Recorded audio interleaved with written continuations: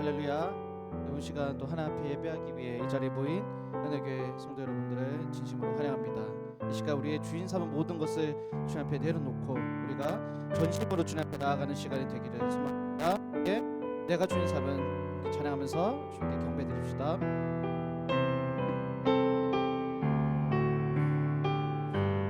내가 주인 삼은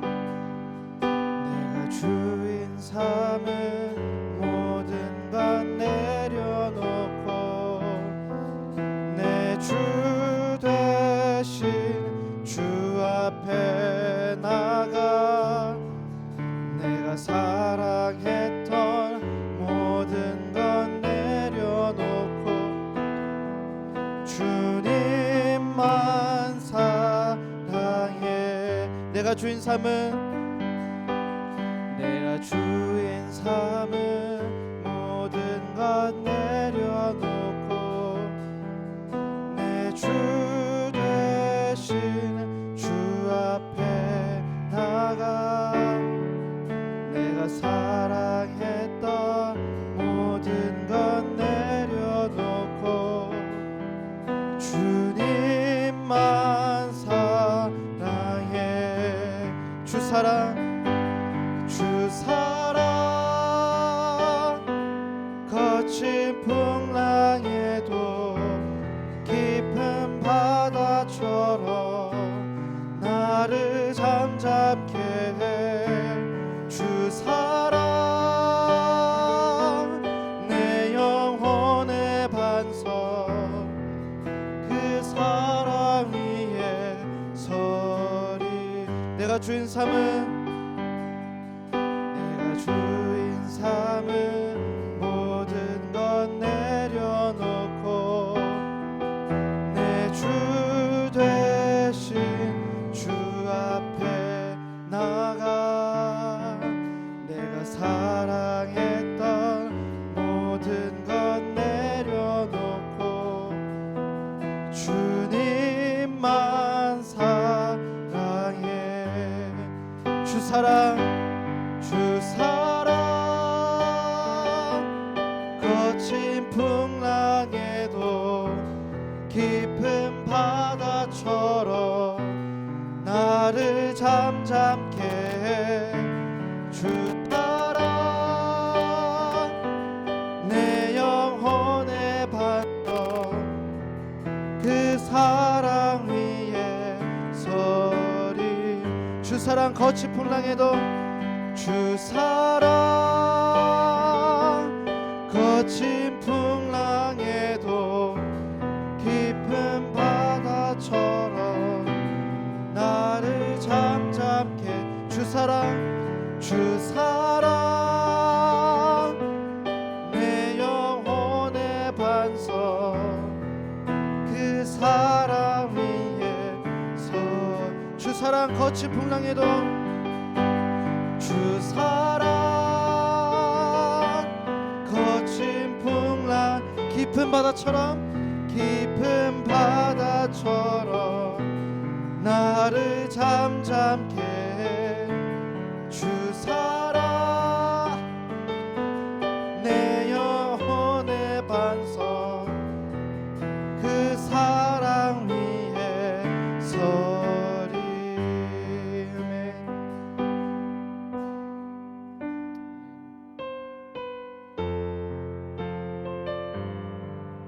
날마다 주님께서 일하심을 굳게 믿으며 함께 찬양하며 나아가겠습니다.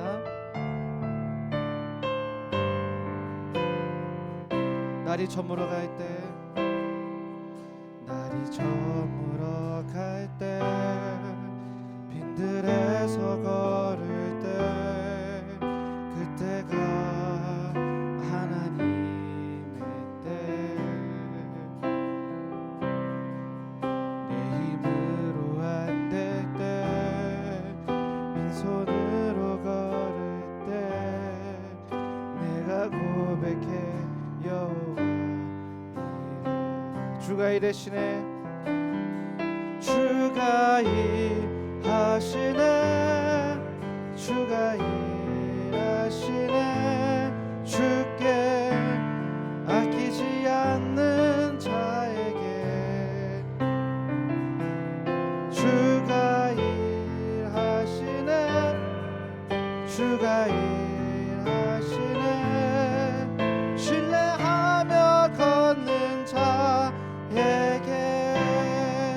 우리 모인 이곳에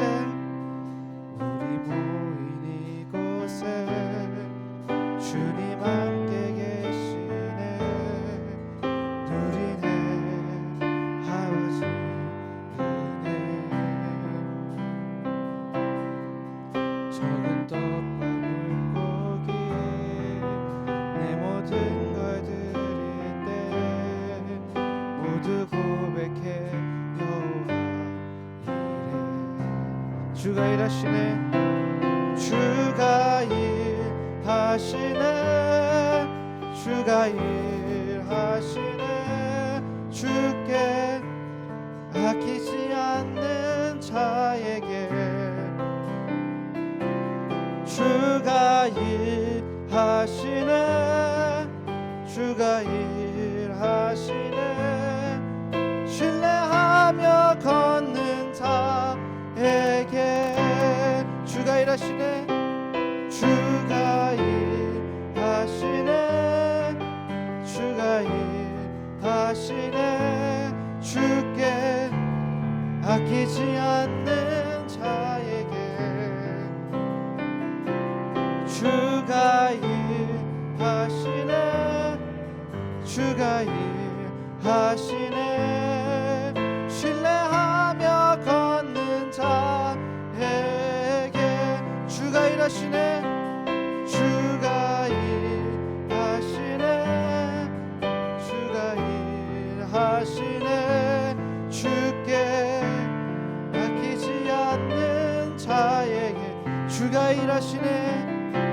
주가 일하시네. 주가 일하시네.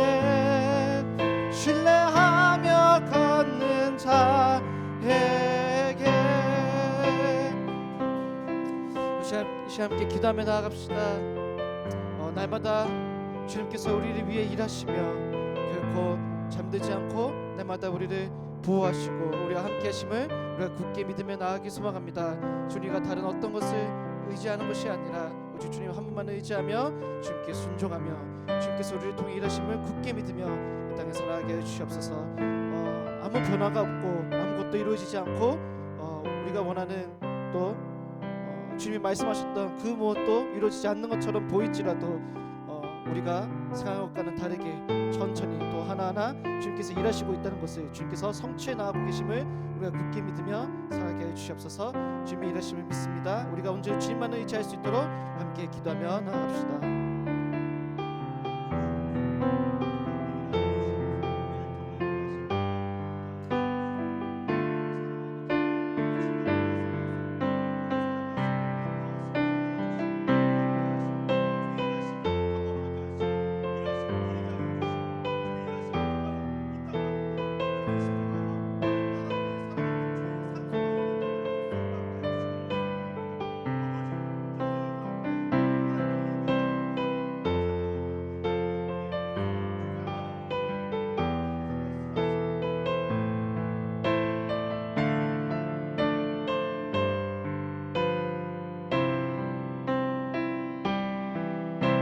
주시옵소서. 무엇을 위해 살아가는 삶입니까? 어떤 것을 위해 살아가는 삶입니까? 주께서 말씀하시는 대로 은혜 주시는 대로 살아가게 해주시오.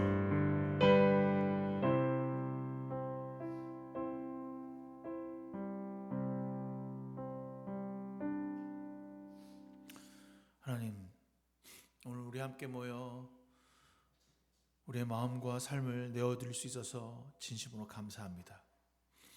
주님이 일하시도록 오늘 나를 내려놓고 주님께 나아가게 하여 주시옵소서. 우리가 함께 모여 주님을 온 마음 다하여 찬양할 수 있도록 인도해 주셔 진심으로 감사드립니다. 오늘 우리와 함께 하여 주시옵소서. 성령으로 충만하게 하사 오늘 이 땅 가운데 살아가는 저희들의 삶에 고난과 역경 중에도 은혜를 누리게 하여 주시고 세상에서 주님으로만 만족할 수 있는 삶을 살도록 역사하여 주옵소서. 오늘 예배하며 죄에서 벗어나 구원의 길로 걸어가는 시간이 되게 하여 주시옵시고 주님과 함께하는 이 아름다운 시간 축복하여 주소서.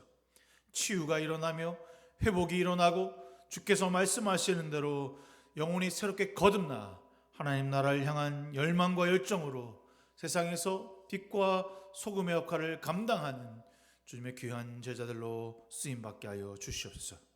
교회가 하나가 되게 하시며 오늘 함께 믿으며 일하심을 경험하는 귀한 새날이 되게 하여 주시옵소서. 예수 그리스도의 이름으로 간절히 기도드렸습니다. 아멘. 우리 주 예수 그리스도의 은혜와 하나님의 사랑과 성령의 교통하심이 여러분 모두와 함께 하시기를 기원합니다. 우리의 도움은 여호와 이름에 있습니다.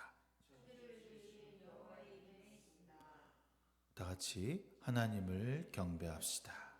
교동문 63번 함께 교독하겠습니다.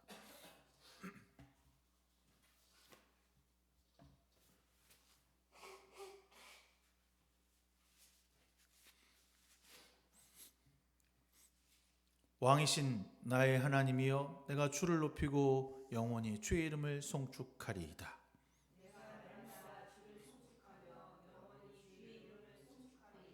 여호와는 위대하시니 크게 찬양할 것이라. 그의 위대하심을 측량하지 못하리로다.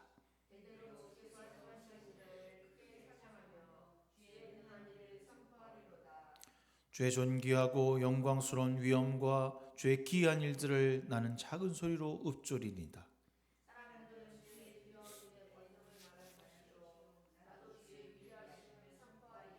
그들이 주의 크신 은혜를 기념하여 말하며 주의 의를 노래하리이다.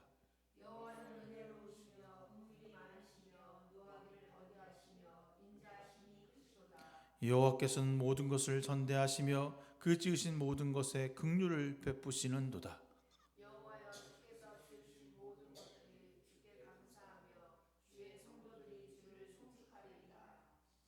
아멘.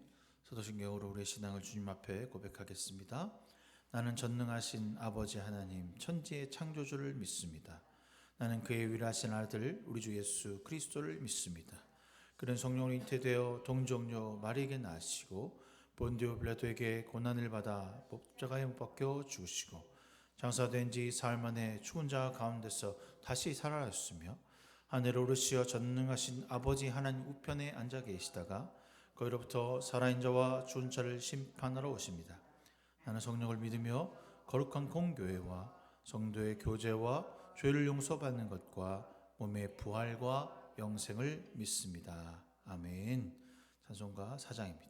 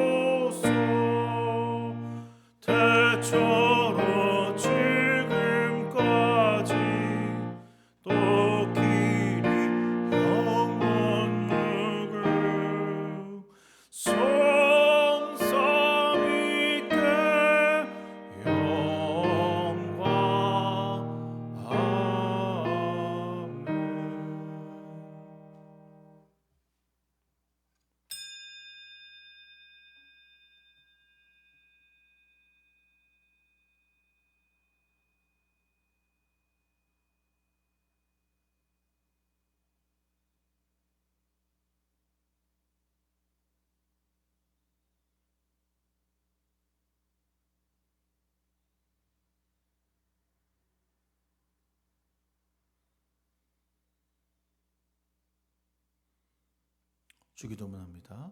하늘에 계신 우리 아버지, 아버지의 이름을 거룩하게 하시며 아버지의 나라가 오게 하시며 아버지의 뜻이 하늘에서와 같이 땅에서도 이루어지게 하소서. 오늘 우리에게 일용할 양식을 주시고 우리가 우리에게 잘못한 사람을 용서해 준 것 같이 우리의 죄를 용서하여 주시고 우리를 시험에 빠지지 않게 하시고 악에서 구하소서. 나라와 권능과 영광이 영원히 아버지의 것입니다. 아멘. 찬송가 182장입니다.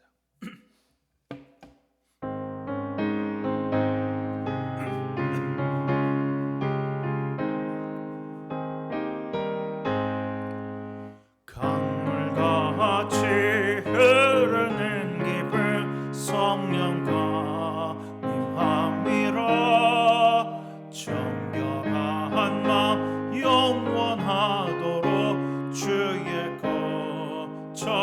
되겠네.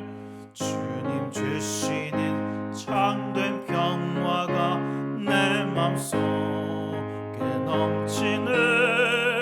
주의 말씀에 거센 풍랑도 잠잠하게 되도다. 나의 생명 솟아있게 되면 성령이 하심이라. 모든 의심 슬픔 사라져 주의 평강 넘치네. 주님 주시는 참된 평화가 내 맘속에 넘치네. 거센 풍랑도 잠잠하게 되도다. 하늘에서 단비 내리고 햇빛 찬란함같이 우리 마음에 성령이 많이 주님 보내심이라. 주님 주시는 참된 평화가 내 맘속에 넘치네. 주의 말씀에 거센 풍랑도 잠잠하게 되도다. 생명시내 흘러 넘쳐서 마른 과야 적시니 의의 열매 무르익어서 주수를 기다리네. 주님 주시는 참된 평화가 내 맘속에 넘치네. 주의 말씀에 거센 풍랑도 잠잠하게 되도다.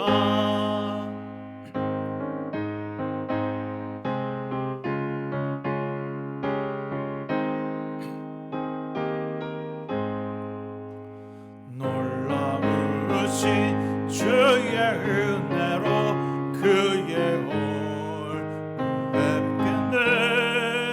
평화로운 안식처에서 영원토록 쉬겠네.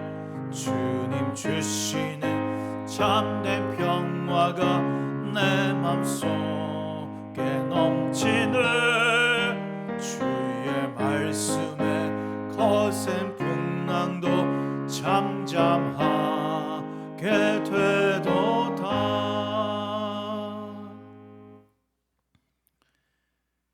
이 땅을 우리에게 주시고 우리를 구원의 길로 인도하시며 우리 가운데 주의 사랑을 알게 하시고 깨닫게 하시는 은혜와 사랑이 넘치게 하시는 것 너무 감사합니다.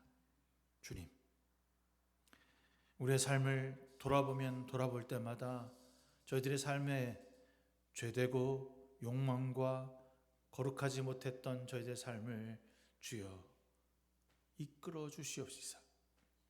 아버지께서 말씀하신 대로 살지 못했던 지난날의 삶을 돌이키고 다시 한번 주 앞으로 나와 회개하며 주께서 말씀하신 대로 살겠다 다짐할 수 있는 저희들의 삶이 되게 하여 주시옵소서.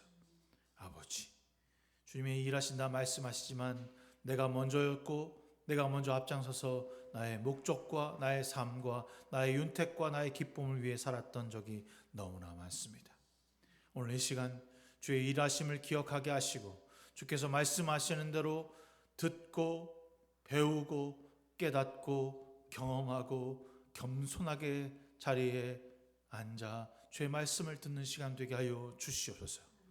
세상은 여전히 어지럽고 전쟁과 기근과 핍박과 고통으로 갈등으로 주여 아파하고 있습니다. 이 시간 주께서 우리에게 자비하심을 내리시사 이 땅 가운데 속히 평화가 오게 하여 주시옵시고 주님을 두려워하는 위정자들이 이 땅에 하나님의 귀한 영혼들을 살리고 구원하는 일에 앞장설 수 있도록 그들의 무릎을 꿇려 주옵소서. 아버지, 고통받는 자들에게 속히 평화가 올 수 있도록 주님 임자여 주시사 이 땅 온 세계가 주님으로 열망하게 하시며 그리스도의 십자가를 통하여 소망을 품고 살아가는 민족들과 나라가 되게 하여 주시옵소서. 아버지, 이제 얼마 안 있으면 이 땅의 새로운 지도자를, 지방의 정부를 뽑는 위정자들을 뽑게 됩니다. 분별하게 하시고 아버지, 주님을 두려워하는 위정자들을 뽑기 위해 명철과 지혜를 통하여 분별할 수 있는 능력을 우리에게 더하여 주옵소서. 세상을 통하여 아버지께서 말씀하시는 대로 하나님 나라가 세워지기 위해 애쓰는 자들을 우리가 선택하여서 이 땅 가운데 국민이 사람이 무서워할 줄 알며 사람을 존대하는 그런 사람들을 뽑아낼 수 있는 저희들의 분별력을 나타나게 하여 주옵소서. 세상은 악하고 세상은 여전히 우리를 집어삼키려고 호시탐탐 누릴 때 오직 말씀과 기도함으로 나아가 이 땅에서 하나님 나라를 회복하고 그 영혼들에게 죽어가는 자들에게 그리스도의 십자가를 심겨주고 그들에게 그리스도만이 소망이라고 하는 것을 가르치고 지켜 행하게 하는 주의 제자들로 쓰임받게 하여 주시옵소서. 아버지, 오늘 말씀 들고 섰습니다. 그저 전하는 자들의 그런 울림이 되지 않게 하시고 하나님의 말씀이 대언되어 그들의 삶의 골수가 쪼개지며 그들의 계획이 바뀌어지고 그리스도의 경험이 나타날 수 있도록 역사하여 주옵소서. 함께 하실 것을 원하며 예수 그리스도의 이름으로 간절히 기도드렸사옵나이다. 아멘.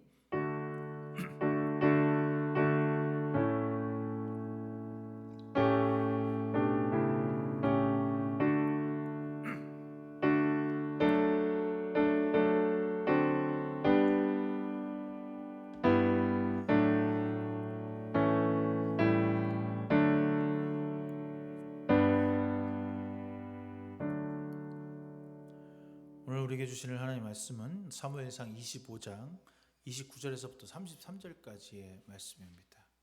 사무엘상 25장 29절에서부터 33절까지의 말씀.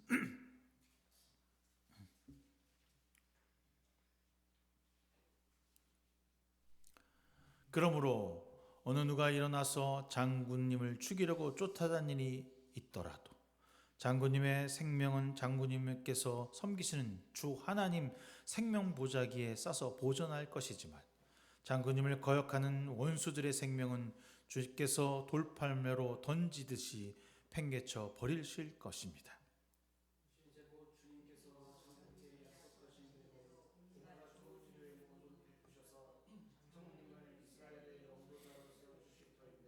지금 공연히 사람을 죽이신다든지 몸소 원수를 갚으신다든지 하여 왕이 되실 때에 후회하시거나 다음 주에 걸릴 일이 없도록 하시기를 바랍니다. 주님께서 그처럼 좋은 일을 장국께 베풀어 주시는 날 이 종을 기억해 주시기를 바랍니다.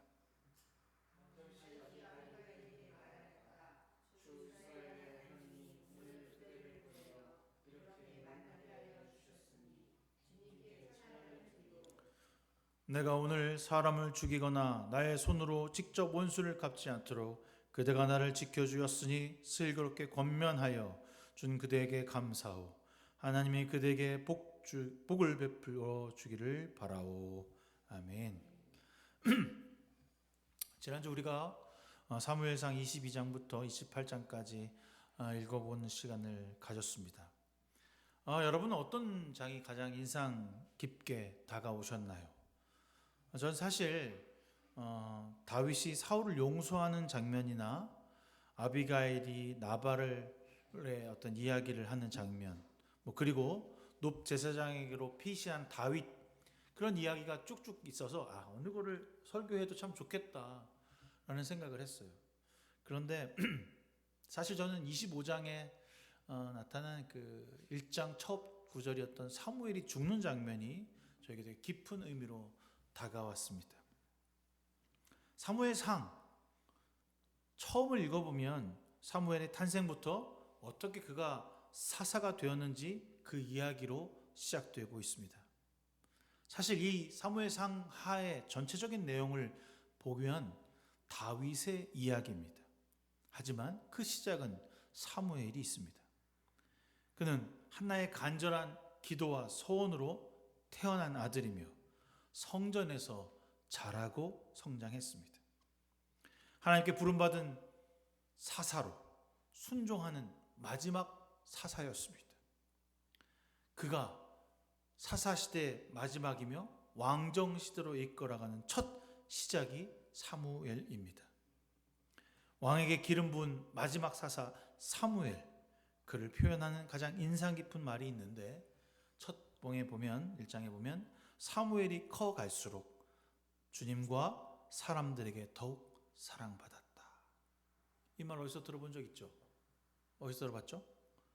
주님께서 12살 때 누가복음, 여러분 읽었던 누가복음에서 이런 얘기를 하시죠. 어린 예수가 성장하면서 이웃 사람들과 하나님에게 사랑받았다. 여러분도, 여러분의 자녀들이, 그리고 여러분들이 성장하면서 여러분의 사회에서 커갈수록, 성숙할수록 사랑받는 자녀가 되시기를 주님의 이름으로 축원합니다. 오늘 25장 1절에서 그가 죽습니다. 죽는 그날까지도 참 아름답게 죽는데요. 다윗이 기름 부음을 마친 후에 사사로서 마지막 설교를 12장에서 합니다. 이스라엘 온 백성을 미스바에다 다 모아놓고 그가 마지막으로 하나님과 백성들 앞에서 설교를 하는데 이렇게 설교를 합니다. 사랑하는 나의 이스라엘 백성이여, 내가 여러분들의 것을 빼앗거나 혹시 여러분을 괴롭혔거나 뇌물을 받아서 여러분에게 법정에서 눈을 감아준 일이 있으면 나를 고발하십시오. 그리고 백성들은 그에게 이렇게 말하고 있습니다. 나의 선생이여, 나의 주님이시여, 우리를 속이시거나 억압하신 적이 전혀 없습니다. 누구에서든지 무엇 하나 뺏으신 적도 없습니다. 그리고 사무엘은 그들에게 마지막 고별 설교에서 이렇게 말하고 있습니다. 나는 당신들이 잘 되도록 기도할 것입니다. 내가 기도하는 일을 그친다면 그것은 내가 하나님께 죄를 짓는 것입니다. 여러분, 사무엘은 그렇게 자신의 마지막을 끝까지 이스라엘 백성을 위해서 살겠다고 고백했습니다. 라마 라얏이라는 곳에서 제자들을 길러냈고 다윗이 가장 급하고 힘들 때 피했던 것이 바로 라마 라얏입니다. 태어난 곳도 라마였고 죽은 곳도 라마였습니다. 라마라 한 것은 언덕이라는 뜻입니다. 이제 그가 자신의 태어난 곳이자 영적 사역지였던 고향 라마에서 잠이 들고 있습니다. 근데 화려하지도 않아요. 그가 잠들었다라고 하는 것 한 구절 뭐라고 되어 있냐면 이스라엘 백성이 그를 위해 슬피 울었다라고 쓰였습니다. 그곳에 다윗이 갔었을까라고 하는 장면이 떠오릅니다. 사울은 안 왔을까 분명한데 다윗이 갔었을까? 피해 다녀야 하고 도망 다녀야 하고 광야를 가야 했던 그가 사무엘이 죽었다는 소식만 들었을 것입니다. 자신을 기름 부어 주었던 사사, 그리고 내가 너가 왕이 될 것이라고 예언했던 사사. 그러나 지금 그는 아무것도 어떤 것도 이루지 못하고 사울에게 쫓긴 바 되어 이곳저곳 정처 없이 떠돌아다녀야 하는 인생입니다. 기름 부음을 받았지만 그가 분명히 하나님의 자녀로 하나님의 왕으로 세움받을 것이라고 하는 것을 분명히 인정받았지만 사무엘이 죽는 그 순간까지도 어떤 것도 이루어진 것이 없습니다. 그래서 오늘 글을 자세히 쭉 읽다 보면 자신의 영적 아버지를 잃고 한 행동이 바란 광야로 내려갔다라고 쓰고 있습니다. 더 깊은 광야, 아무도 그를 찾지 못하는 거가 영적인 아버지 이 사무엘을 잃고 오직 이제 하나님만을 섬겨야겠다라고 하는 생존의 의지며 결단이 그 안에 담겨져 있는 것이죠. 얼마나 외로웠을까요? 아무것도 이루어준 것 없는데 이렇게 나를 버리고 가시는 그 사무엘을 바라보면서 다윗은 절망했을 것입니다. 지지난주 우리가 사무엘 시편 쭉 읽어보면서 그 56편부터 읽었는데요. 그 시의 거의 대부분이 광야 저 끝 사울에게 쫓기고 압살롬에게 쫓기고 혼돈과 역경 가운데 광야에서 썼던 시들이 가득 넘치고 있습니다. 그 시를 읽다 보면 얼마나 고통 가운데 있었는지를 알게 될 것입니다. 여러분, 제가 이 사무엘서 우리가 22장부터 28장까지만 읽고서 이 사무엘성을 끝나게 되는데, 여러분들에게 권면하고 부탁드리는 것은 오늘 이 사무엘의 죽음 이전에 있는 1장부터 21장까지를 한번 오늘 시간 내실 때 읽어보시기를 바랍니다. 우리가 어떻게 인생을 살아가야 하는지, 무엇으로 내 삶을 드려야 하는지를 사무엘을 통해서 경험하시기를 부탁드리겠습니다. 사무엘은 자신의 임무를 끝까지 완수했습니다. 하나님의 나라를 세우는 주님의 첫 통치자를 서게 하는 그 마지막 일을 하고 그는 조용히 사라지고 있는 것이죠. 당신들은 주님만을 두려워하며 마음을 다 바쳐서 진실하게 그분만을 섬기십시오. 주님께서 당신들을 생각하시고 얼마나 놀라운 일을 하셨는가를 기억하십시오 라고 하며 그 마지막 말로 끝내고 있다는 사실입니다. 이런 다윗에게 쫓기고 막 도망다니고 있던 다윗에게 처음에 모여들었던 사람이 몇 명이었냐면 22장에 200명이라고 되어 있어요. 소외되고 빚진 자, 가을에 다윗의 가족들, 체제에 불만인 사람들이 쭉 200명이었어요. 그런데 그 다음 장으로 거듭하면 거듭할수록 400명, 600명 계속 늘어납니다. 여러분, 여기서 이 200명이라고 하는 인원에는 남자들만 200명입니다. 그 다음에 400명, 그 다음에 600명, 그 다음에 800명 이렇게 늘어나거든요. 그러면 600명의 남자의 곁에 거느린 가족을 4명이라고만 계산해도 무려 6,424, 2,400명. 그러니 그 숫자가 기하급수적으로 늘어나니까 사울에게 걸릴 수 있는 확률이 되게 높아져요.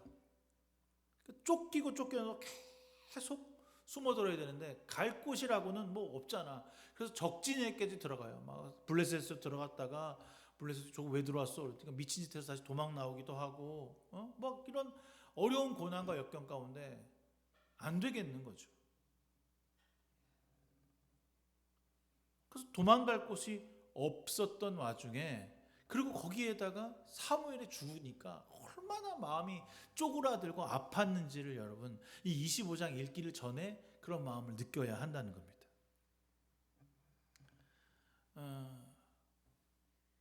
그래서 이제 25장 시작을 읽기 전에 우리가 알아야 하는 어떤 이런 다윗의 마음이 좀 느껴져야 요 다음 우리가 읽는 나발과 아비가일의 이야기가 되게 재밌게 될 수 있는 거죠. 다윗은 그 이제 바람광야에 내려가서 이제 진을 치고 이렇게 쭉 살고 있었을 때의 이야기입니다. 근데 거기서 이제 그 양털을 깎는 나발의 이야기를 들어요. 양털 깎는 게 왜 이렇게 대단한가라고 생각할 수 있는데, 여러분 가을이 되면 우리가 타작마당에서 막 추수를 하면 사람들이 모여서 떡도 만들어 먹고 모여서 이렇게 그 잔치를 하듯이 이 이스라엘은 양털을 깎는 날이 곧 축제일입니다. 양털을 깎아서 그 양털을 가지고 옷도 만들고 무역도 하고, 그래서 많은 일꾼들이 한꺼번에 다 모여서 양털을 깎기 시작하는 거죠. 그 날이 축제일이에요. 그러니까 추수하는 날인 거예요. 그래서 그 양털 깎는 날에는 어떤 일이 있냐면 많은 사람들이 와서 술도 마시고 밥도 먹고 잔치도 풀고 춤도 추고 그럽니다. 그래서 창세기에 보면 유다가 양털 깎는 날 가서 이렇게 거하게 취해갖고 돌아오는 길에 자기 며느리 다말과 잠자리를 들었다라는 얘기가 나와요. 그 얘기처럼 이 양털 깎는 날은 중요한 명절이었다는 거죠. 그래서 유대 사회에서는 가난한 자들이나 나그네에게 음식을 나눠주는 것이 당연했고, 그리고 자신을 보호했던 어떤 가드들에게도 음식을 주었던 아주 보편적인 미덕이자 관습이고 습관이었습니다. 그래서 다윗이 나발에게 사람을 보냈던 겁니다. 딱 이제 나도 간 거예요. 갔더니 나발에게 딱 갔어요. 그 나발이 뭐라고 얘기를 하냐면, 나발이라고 뜻이 어리석다라고 하는 뜻인데, 도대체 다윗이란 자가 누구며 이새의 아들이 누구냐? 이렇게 얘기를 합니다. 모르지 않아요. 알아. 요즘은 뭐라고 썼냐면 요즘은 종들이 모두 저마다 주인에게서 뛰쳐나가는 세상이 되었다. 이거 뭐라는 겁니까? 사울에게서 도망간 다윗을 비꼬아 꼬집고 있는 거예요. 그런데 내가 어찌해서 물이나 양털 깎는 사람들을 위해 준비한 떡과 음식들을 너희들에게 줄 수 있겠느냐? 도대체 어디서 와서 어디로 가는 자를 내가 먹을 것을 주겠느냐라고 말하고 있는 거죠. 아주 의기양양한 사업가 기질을 가지고 야 너희들 필요 없어, 나 너희들 주고 싶지 않아, 말 본새가 아주 기고만장해서 내 음식을 탐하지 마, 내 잔치에 오지 마라고 호통치고 돌려보내는 겁니다. 이 이야기를 고스란히 그 젊은 자들이 들고 와서 다윗에게 얘기를 해요. 뭐 얘기하는 거야 뭐 어쩔 수 없죠. 근데 그 얘기를 딱 듣자마자 분노를 하게 되는데, 여기가 좀 이해가 안 되는 장면이 하나 있는데, 우리가 이번 본문에서 읽지는 않았지만 24장을 이렇게 쭉 보면 다윗이 사울을 살려줄 때 모습을 보면 얼마나 인자하고 얼마나 선한지 몰라. 사울이 볼일 보러 굴 속에 들어왔다가 잠깐 있는데 다른 부하들이 저 뒤에 있다가 쟤 죽이면 이제 일 끝납니다. 막 그래. 그래도 나는 절대로 하나님의 기름 부은 사람을 죽일 수 없어라고 뒤에 하고 겉옷만 살짝 빼와요. 그 다음 사건도 똑같아. 있는데 잠자고 있는 사울의 그 망토를 잠깐 베와요. 그런데도 그걸 베왔다고 막 아이고 어떻게 내가 그럴 수 있습니까라고 회개하거든요. 그렇게 마음이 여리고 하나님께 순종하고 분노하지 않고 자기를 죽이려고 하는 사울조차 사랑하는 게 다윗이야. 그런데 오늘 봐, 얼마나 분노하는지. 칼을 든 자여 다 칼을 빼들라. 근데 몇 명의 칼을 빼들었냐면 600명이 칼을 빼들었대. 아까 뭐라 그랬냐면 200명에서 400명에서 600명. 지금 광야에 있을 때 600명이야. 600명 전체가 다 칼 빼들고 따라와. 쟤 오늘 다 죽었어. 저기 저 무리에 있는 모든 남자라는 놈은 다 죽일 거야. 분노가 크게 올라왔어요. 어떻게 할지 모르는 거예요. 나발의 그 무리함 앞에서 순식간에 평정심을 잃고 내가 저놈을 반드시 죽여서 내 그 말에 대한 복수를 하겠다. 어떤 말에 가장 열받았을까요? 다윗이 열받은 지점이 있을 거 아니에요. 그냥 뭐 이렇게 저도 아내랑 싸우다 보면 어느 지점에 나를 열받게 하는 말들이 하나씩 있거든. 그 지점에 분명히 화가 났을 거야. 근데 요 정도 보면 이게 쭉 여러분 읽다 보면 요즘은 종들이 모두 저마다 주인에게서 뛰쳐나가는 세상이 되었다. 요 말에 열받은 거예요. 지금 다윗의 상태가 어떻다고요? 사무엘, 나의 영적인 지도자 사무엘도 죽고 사울에게 쫓기고 식구들은 많고 어디로 가야 될지 모르고 도망가다가 기껏해서 좀 음식 좀 얻어먹으려고 사람을 보냈는데 나를 이렇게 무시해? 그래, 나 쫓겨다니는 인생이다. 도망자다. 그래, 나 반역자다. 그래, 너 한번 나한테 내 손에 좀 주고 봐라. 오늘 열불이 났어요. 화딱지가 그냥 이렇게 났습니다. 아주 그냥 어찌할 바를 모르고 오늘 다 죽여버리겠다라고 얘기합니다. 앞에 24장에서 나왔던 다윗의 모습과 25장의 다윗과 전혀 딴판이야. 내가 어떻게 사울을 죽이겠습니까? 내가 어떻게 사울을, 그 기름 부음 받은 자를 어떻게 해할 수 있겠습니까? 라고 막 겸손에 떨던 그 다윗이 아니라 나 오늘 너 죽고 나는 살자. 뭐 이거야. 막 칼을 들고 막 얘기하는 겁니다. 얼마나 기분 나빴을까요? 예? 얼마나 더럽고 치사했을까? 그 모습이 보여지는 것이 바로 이 장입니다. 근데 제가 여러분들에게 오늘 읽어드렸던 본문은 바로 그 다음 장면이죠. 이 소식을 그 나발의 하인들이 아비가일에게 전하게 됩니다. 그 아비가일이 눈치가 딱 채고 어떻게 합니까? 음식을 싸들고 준비를 해갖고 막 찾아가는 거예요. 정말 사사로운 것, 작은 것에 분노한 다윗을 향하여서 자신이 가지고 있는 모든 역량을 가지고 나가는 거죠. 우리가 생각해 보면 우리도 되게 큰 일에 화가 나고 분노하는 것 같지는 않아요. 정말 작고 사사로운 곳에 우리의 목숨을 걸고 있다는 거죠. 자신을 무시한 나발을 향해서 지금까지 눌려왔던 모욕과 열등감과 분노가 치밀어 오르는 거죠. 그런데 그거를 우리가 볼 때 이거를 열등감이라고 말해야 될까? 이걸 분노라고 말해야 될까? 이거를 내가 통제할 수 없는 어떤 모습이라고 해야 될까? 그게 아니라 저는 그 순간 하나님을 잃어버린 상태가 아닐까 생각하게 된다는 거죠. 우리가 왜 분노할까? 우리가 왜 무엇 때문에 아비가일 오기 전까지입니다. 아비가일 오기 전까지 분노하고 막 칼을 들고 갈까? 그 작은 말 하나 때문에 밥 안 줬다고. 근데 생각해 보면 그 당시에 하나님을 잃어버렸어. 다윗의 심정, 사울도 없고 사울에게 쫓기고 사무엘도 이게 없는 이 순간에 그래 나에게는 아무것도 없어. 그래 나 이제 도망자라고 하는 것이 아니라 그때 하나님을 찾았어야 하는데 하나님을 찾지 않고 잃어버린 겁니다. 우리도 작은 일에 분노하고 작은 일에 다른 사람에게 미움과 막대먹은 말과 그리고 욕을 하고 무시하고 그 영혼을 죽여버리고 싶다라고 하는 생각을 할 때가 있어요. 그때가 바로 하나님이 나를 떠났을 때입니다. 하나님이 나를 잡으라고 할 때 나는 하나님을 거부하고 하나님을 멀리하고 그리고 내가 더 중요하다라고 외치는 때입니다.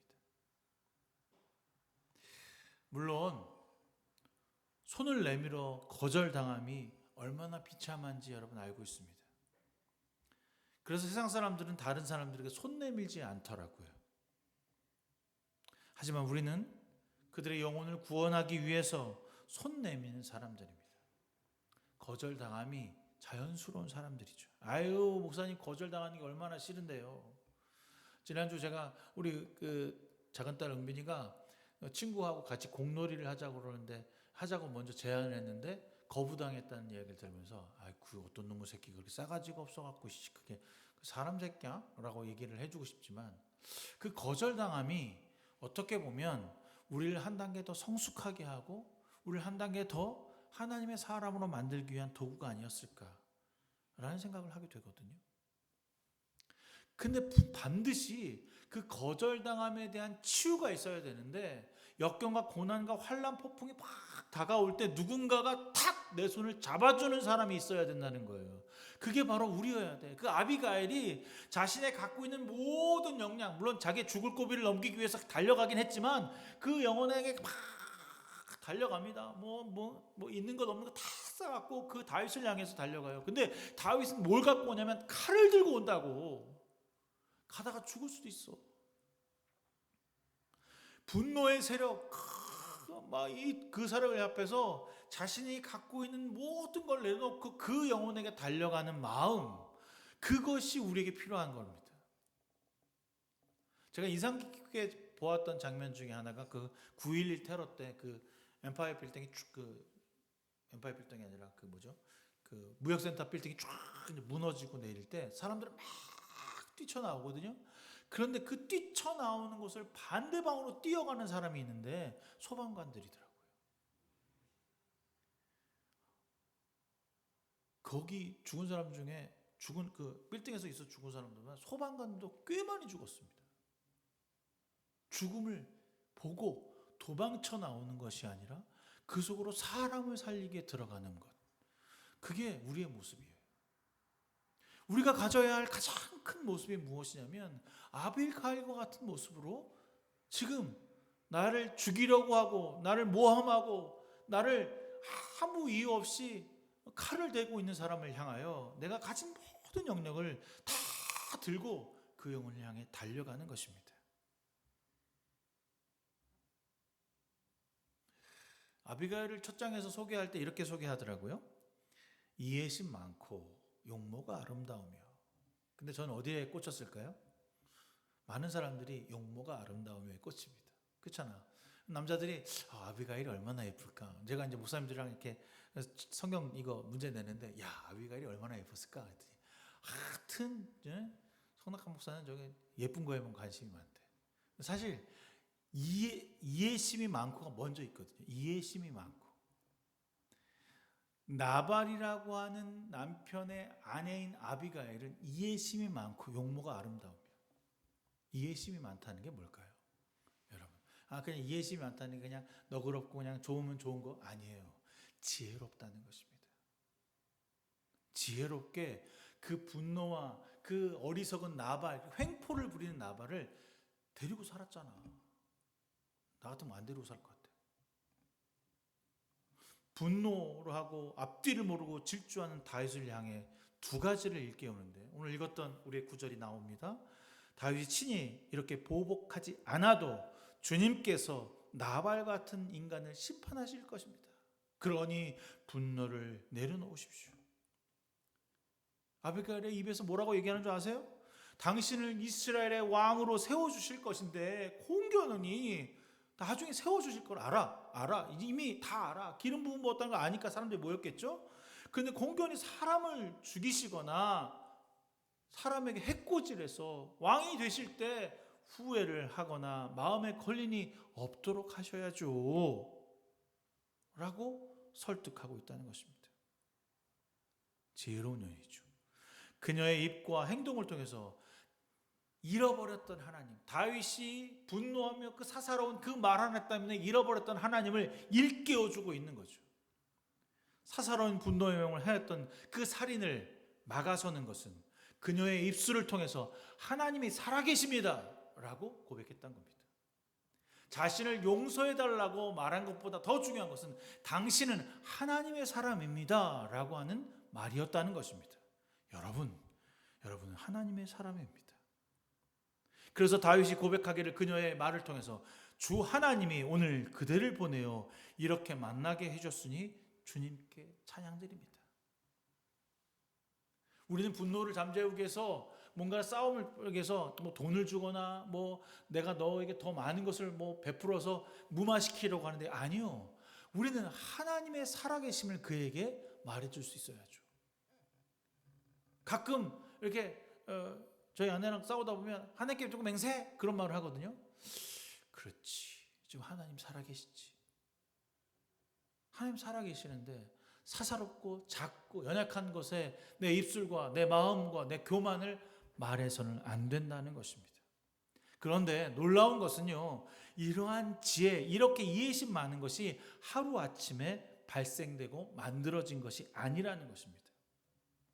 그녀는 자신의 남편의 어떠함이 무엇인지, 어리석음이 무엇인지 알고 있습니다.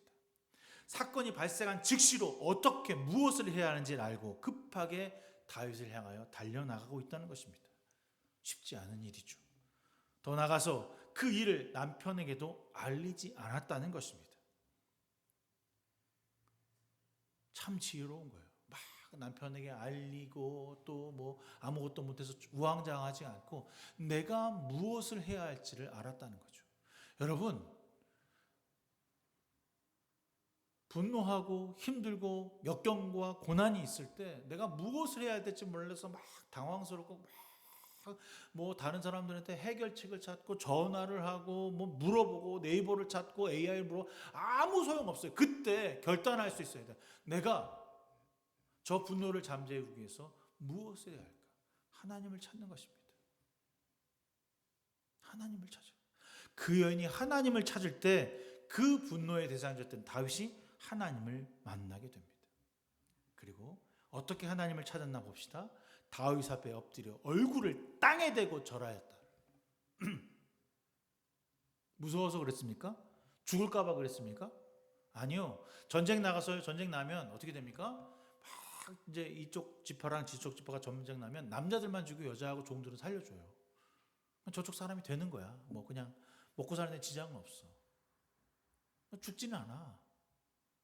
그런데 그 여인이 가서 다윗 앞에 엎드려 얼굴을 대고 절하며 하나님을 이야기할 때 겸손함으로 그의 마음과 행동이 다윗의 마음을 누그러뜨리고 하나님을 찾게 했다는 사실입니다.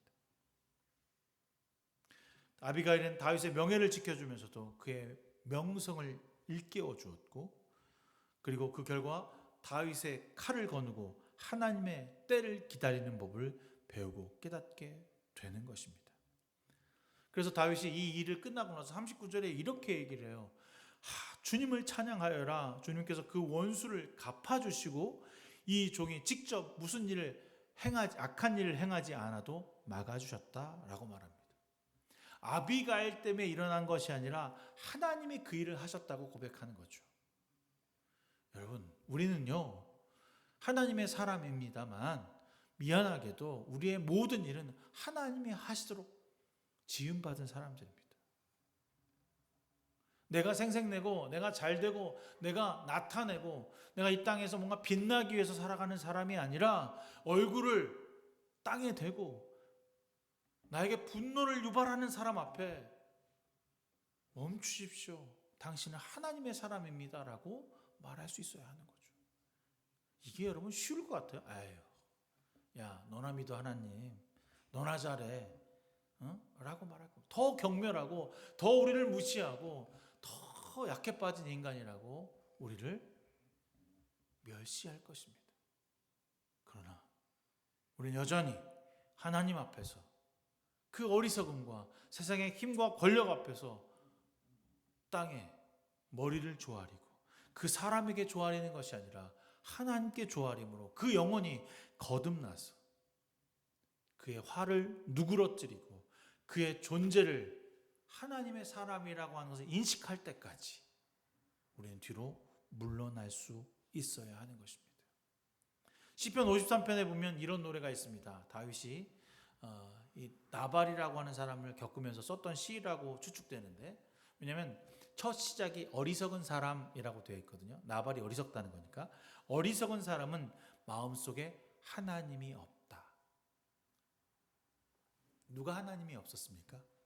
바로 다윗이 없었습니다. 어리석은 사람 앞에 똑같이 어리석은 사람이 되지 않기 위해 그는 하나님 앞에서 꿇어 엎드린 것입니다. 나발은 그에게 너 하나님 없지, 너 아무것도 아니지, 너 도망자지, 너 잘못된 사람이지, 너 지금 그렇게 살면 안 되지 라고 말하는 그 순간에 그도 똑같이 닮아서 그래 나도 그런 놈이야 라고 칼을 들었을 때 주님께서 그를 막으시고 기름 부음 받은 자라고 하는 사실을 깨닫게 해주셨던 하나의 도구, 희생의 도구 바로 아비가일이 있었기에 그 일을 나는 나발이 아니라, 나는 어리석은 사람이 아니라, 나는 하나님 없는 사람이 아니라 나는 하나님과 함께하는 사람이고 하나님의 십자가의 삶을 살아가는 사람이라고 하는 사실을 깨닫게 되었다는 사실입니다. 여러분, 우리는 오늘 두 사람의 모습을 보게 됩니다. 아비가일과 다윗. 다윗은 위대하거나 대단한 사람이 아니라 하나님을 깨닫는 사람이었습니다. 그에게 터치하는 그 순간 그래 나는 죄를 지었지 하나님의 사람이지라고 깨달았다는 거죠. 여러분, 제가 이 사무엘상을 쭉 읽으면서 이해되지 않는 부분이 하나 있는데 그것이 무엇이냐면 사울과 다윗의 이야기예요. 사울이 큰 죄를 저지른 게 없어. 여러분, 딱 한 번 한 게 뭐냐면 내가 전쟁을 지금 나가야 돼. 전쟁을 나가려고 막 준비하는데 사람들이 막 무서우니까 막 흩어져. 근데 사무엘이 와서 제사를 지내 주어야 그때부터 전쟁을 나갈 수 있는데 그게 이스라엘의 전쟁법이야. 하나님 우리와 함께하여 주시옵소서라고 기도해 주어야 나가는데 사무엘이 안 와. 그래서 어떻게? 야, 제사 준비해. 내가 할게. 제사 준비하는 와중에 사무엘이 와. 그러니까 핑계 줬잖아. 당신이 늦어갖고 사람들이 막 도망가니까 무서워하니까 내가 어쩔 수 없이 지냈어요. 그때 사무엘이 뭐랍니까? 너는 하나님께 순종하지 않았다. 아니 너 때문에 내가 늦었다니까. 거기서 사울이 해야 할 행동은 제가 잘못했습니다. 하나님께 용서를 구합니다라고 용서를 구해야 되는데 핑계를 댔어. 근데 다윗은요, 아비가일이 그 앞에 칼 문식을 들고 쫙 들어가는데 내가 잘못했구나, 내가 잘못된 길을 걸었구나라고 무릎 꿇어 하나님을 바라보았다는 겁니다. 이게 다른 점이야. 여러분, 역경과 고난과 환란이 여러분 가운데 있을 수 있어요. 우리 다 연약한 사람들이니까 완벽할 수 없어요. 죽은 사무엘도 앞에 읽어보면 알겠지만 아들의 부정 때문에 사울에게 기름 부음을 줄 수밖에 없었거든요. 누구나 다 완벽한 사람은 없습니다. 그러나 회개하고 돌이키는 사람들은 참 많았다는 겁니다. 사울은 그렇게 하지 않았고 다윗은 그렇게 했습니다. 여러분, 하루의 삶을 살아가면서 돌이키고 회개하고 그리고 우리의 삶을 방향 전환할 수 있어야 하는 것입니다.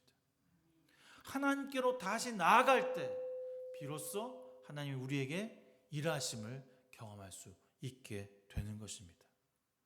여러분, 이 시대를 살아가는 우리가 해야 할 것은 바로 돌이키고 행동하는 것입니다.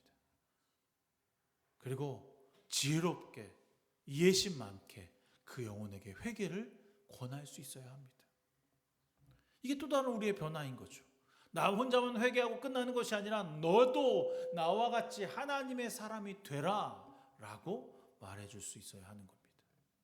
그렇게 하기 위해서는 내가 먼저 하나님의 사람의 옷을 입고 그 마음에 겸손함을 채우고 머리를 조아리며 그에게 내 자존심을 내려놓고 열등감이 아니라 사랑의 마음으로 품어 안을 때 비로소 그 일이 가능해지는 것입니다.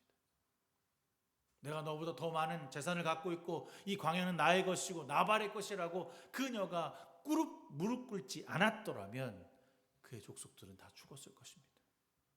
그리고 다윗도 깨닫지 못했겠죠. 여러분이 먼저 나아가 그 죽음을 향해 달려오는 세력 앞에 무릎을 꿇어 주님의 십자가를 펼치시기를 바랍니다. 평화의 왕이시며 이 땅에 우리를 위해 죽으셨던 그 왕인 예수 그리스도의 십자가만이 이 땅에 승리할 수 있는 도구라는 사실을 여러분이 가르치십시오. 그래서 싸움과 싸움이 있는 것이 아니라 싸움이 있는 곳에 평화가, 화해가, 용서와 사랑이 있는 곳이 될 수 있도록 여러분이 그 자리에 있기를 소망하십니다. 주님이 여러분의 자리가 어느 자리에 있기를 원하십니까? 강 건너 불구경처럼 오 불났다 라고 하면서 구경하는 자들이 아니라 그 불 속으로 뛰어들어가 그 불을 끄트리고 사람을 구해내며 생명을 일으키는 자들로 쓰임받기를 원하십니다. 오늘 우리의 분노를 잠재우고 주님을 의지함으로 이 땅에서 거룩한 그리스도인을 살아가는 저 여러분 되기를 주님의 이름으로 축원합니다. 좋으신 하나님 감사합니다. 오늘 우리 가운데 은혜를 내려주시고 힘주시고 함께하여 주시사 주님의 자녀로 주의 일하심을 경험하는 자들로 쓰임받게 하여 주시옵소서. 주의 일상에서 주님께 돌아서는 일들이 더욱더 많아지게 하시고 기도로 하루를 시작하며 말씀으로 하루를 마감하는 우리의 삶이 되게 하여 주시사 우리가 힘과 용기를 더하여 세상의 악한 무리 앞에 그리스도의 십자가를 쳐들고 나아가 믿는 자들로 섬기게 하여 주시옵소서. 우리를 사용하사 이 땅에 하나님 나라를 실현하는 자들 되게 하시며 끝까지 주님으로 저항하고 주의 사랑을 실천함으로 이겨내어 주의 편에서 그리스도를 전하는 자들로 쓰임받게 하여 주옵소서. 예수 그리스도의 이름으로 간절히 기도드렸습니다. 아멘.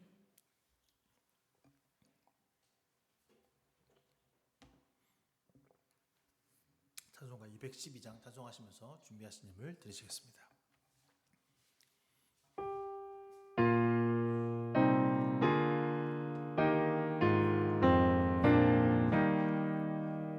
겸손히 주를 섬길 때 괴로운 일이 많은 나 구주여 내게 힘주사 잘 감당하게 하소서. 인자한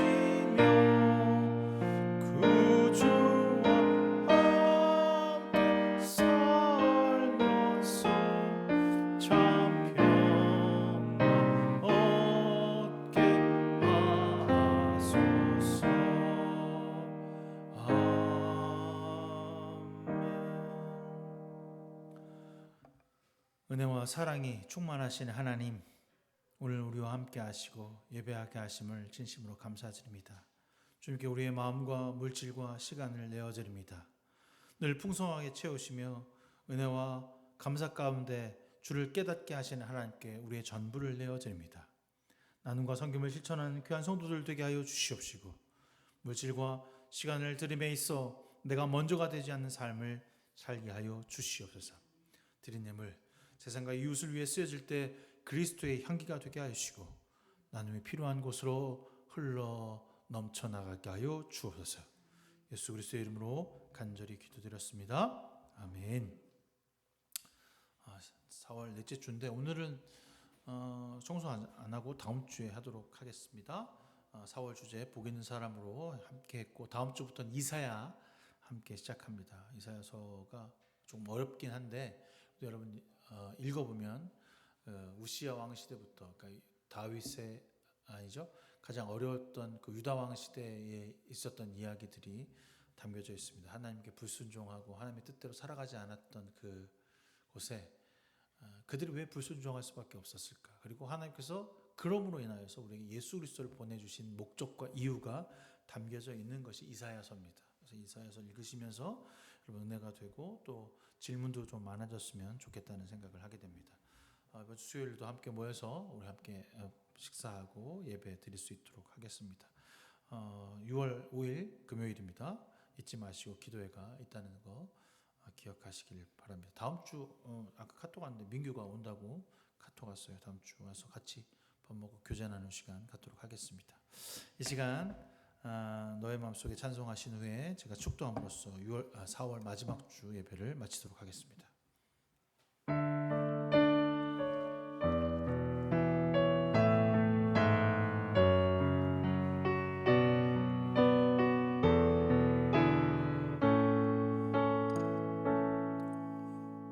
이 시간 너의 맘속에 하나님 사랑이 가득하기를 진심으로 기도해 간절히 소망해. 하나님 사랑 가득하기를. 하나님은 너를 사랑해. 얼마나 너를 사랑하시는지 너를 위해 저 별을 만들고 세상을 만들고 아들을 보냈네. 오래전부터 널 위해 준비된 하나님의 크신 사랑 너의 가는 길 주의 사랑 가득하기를 축복해. 오래전부터 널 위해 준비된 하나님의 크신 사랑 너의 가는 길 주의 사랑 가득하기를 축복해.